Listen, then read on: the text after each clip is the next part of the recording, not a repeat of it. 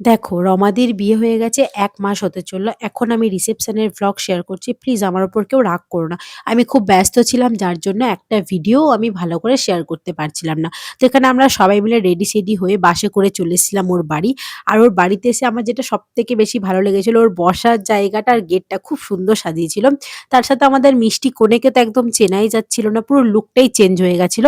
তারপর ওর সাথে দেখা করে এখানে আমাদেরকে ধরিয়ে দেওয়া হয়েছিল একটা করে মিষ্টির প্যাকেট। আর আমি মিষ্টি খুব একটা ভালোবাসি না। তোমরা কম বেশি অনেকেই জানো। তো ওটাকে স্কিপ করে আমি সোজা চলে গেছিলাম একদম স্টার্টারের দিকে।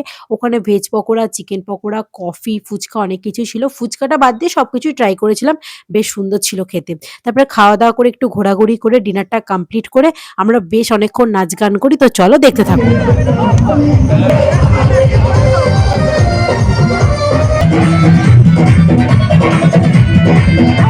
তো আমার ভ্লগটা কেমন লাগলো অবশ্যই জানিও। টাটা!